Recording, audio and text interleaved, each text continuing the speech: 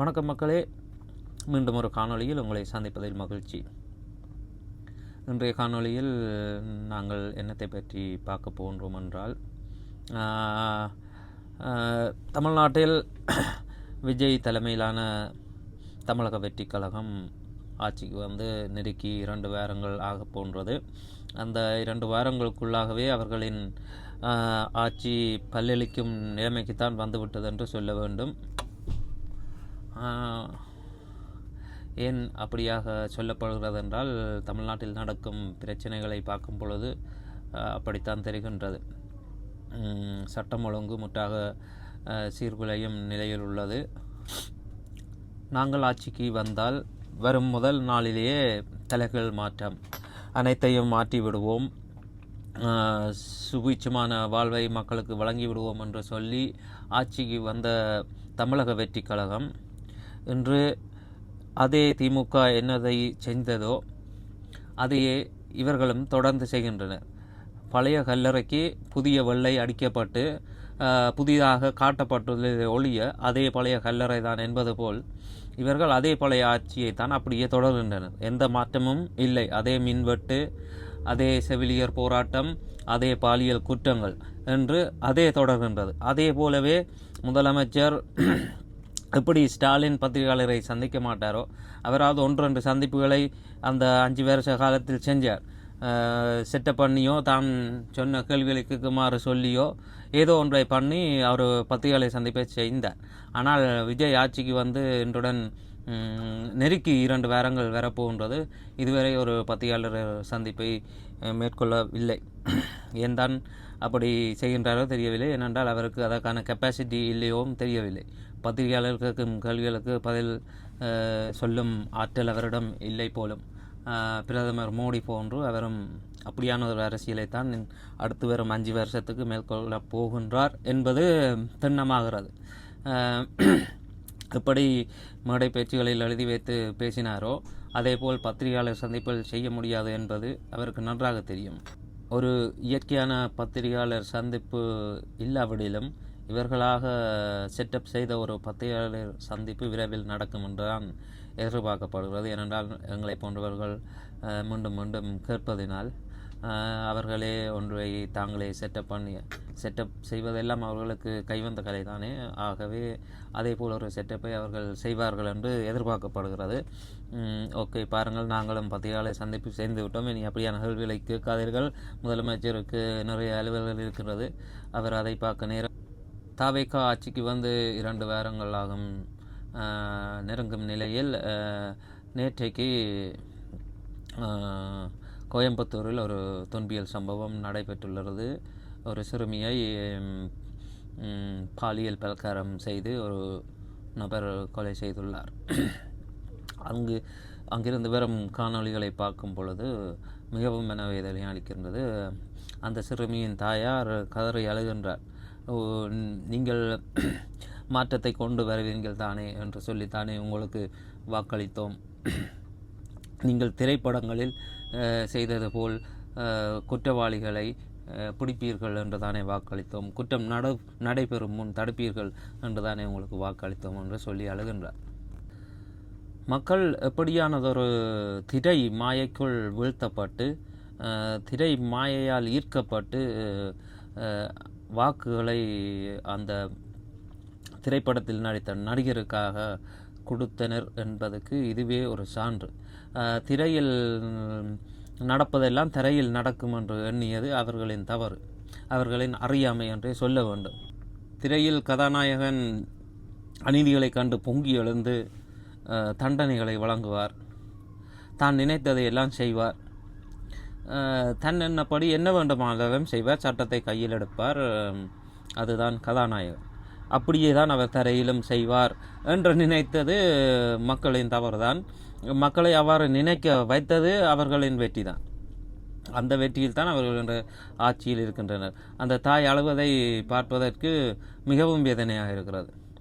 அந்த பிள்ளையை எவ்வளவு கொடூரமான முறையில் அவன் கொலை செய்திருக்கின்றான். ஆனால் முதலமைச்சர் என்ற முறையில் வெறும் ஒரு பதிவு, எக்ஸ் தளத்தில் ஒரு பதிவு மட்டும் அவர் போட்டு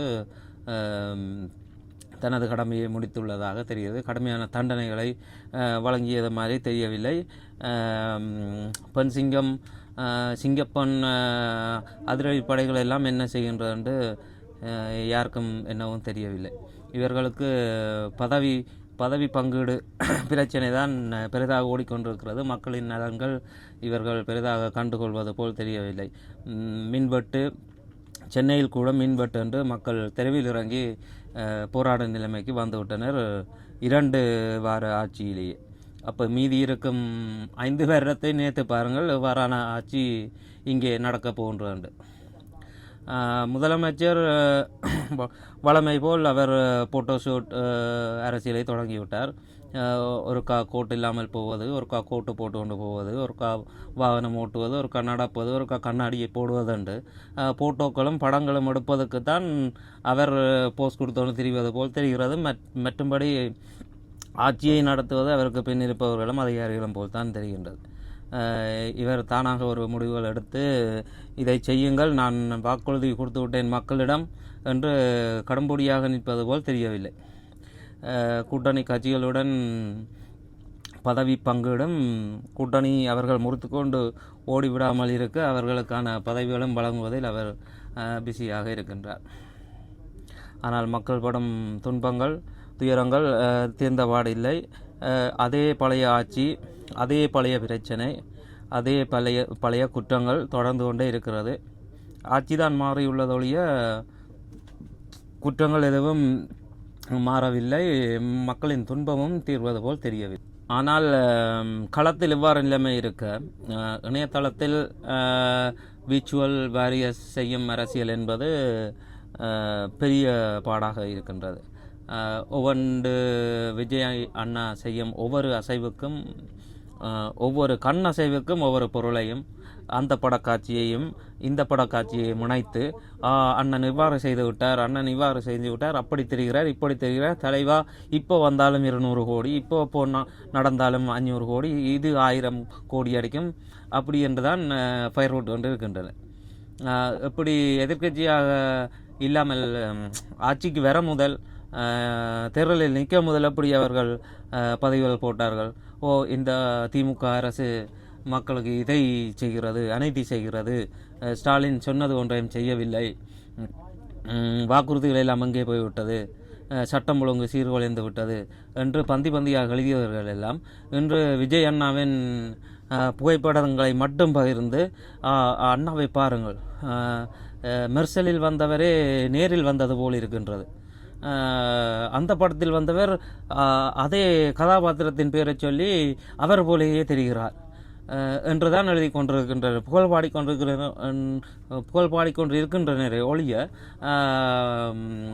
நாட்டுக்குள் நடக்கும் சட்ட ஒழுங்கு பிரச்சனைகள், மக்களின் துயர்கள் பற்றி அவர்கள் கதைப்பதாக இல்லை. அவர்களுக்கு எந்த வேலையை அந்த ஐடி விங்குகள் கொடுத்துள்ளதோ அதை அவர்கள் சரிவென செய்து கொண்டு நிற்கின்றனர். இந்த வண்டியாக ரீல்ஸ் போட்ட பெண்கள் எல்லாம் அங்கே போய்விட்டனர் என்றும் புரியவில்லை. முதல்வன் படத்தில் வந்த முதலமைச்சர் போல் தெருவில் இறங்கி ஆக்ஷன் எடுப்பார் என்று எதிர்பார்த்த மக்களுக்கு தனியொருவன் படத்தில் வந்த அமைச்சர் போல் யாரோ சொல்வதைத்தான் செய்யும் அமைச்சர் கிடைத்துள்ளார் என்பது இன்று விளங்கியிருக்கும். வழமை போல வரும் காலங்களில் நாம் தமிழர் கட்சியினர், அண்ணன் சீமான் ஆகியோர் மக்களின் பிரச்சனைகளுக்காக போராட்ட களத்தில் குதிப்பார்கள் என்றுதான் எதிர்பார்க்கப்படுகிறது. வெற்றியோ தோல்வியோ அவர்கள் மக்களுக்காக நிற்கும் ஒரு அரசியல் கட்சி என்பது அனைவரும் அறிந்தது. இப்படியே சட்டம் ஒழுங்கும் மக்கள் பிரச்சனைகளும் மோசமாகி கொண்டு போனால் அண்ணன் மீண்டும் தனது போராட்டத்தை தெருக்களில் கொண்டு வருவார் என்றுதான் எதிர்பார்க்கப்படுகிறது. அண்ணனின் இயல்பும் அதுதான். மக்களுக்காகவே அரசியல் செய்யும் நாம் தமிழர் கட்சி மக்களுக்கு ஒரு பிரச்சனை என்றால் அது மக்கள் அவர்களை புறக்கணித்தாலும் அவர்கள் பார்த்து கொண்டிருக்க மாட்டார்கள். அவர்கள் மீண்டும் போராட்டங்களை ஆரம்பிப்பார்கள், தகுந்த எதிர்க்கட்சியாக செயல்படுவார்கள். மக்கள்தான் திரைக்கவர்ச்சியில் வாக்களித்துவிட்டு இன்று ஒவ்வொரு பகுதியாக அதை உணர்கின்றனர். ஒவ்வொரு பிரதேசங்களிலும் இருக்கும் மக்கள் தங்கள் தவறுகளை உணரத் தொடங்கிவிட்டனர்.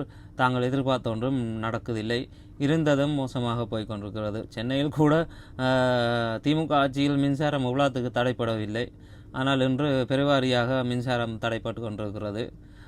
அது மக்களுக்கு பெரும் பிரச்சனையாக போய்கொண்டிருக்கிறது.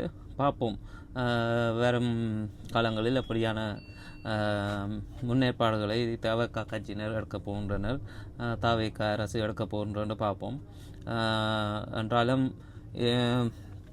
2 வாரங்களிலேயே இவர்களின் ஆட்சி பல்லளிக்க தொடங்கிவிட்டது.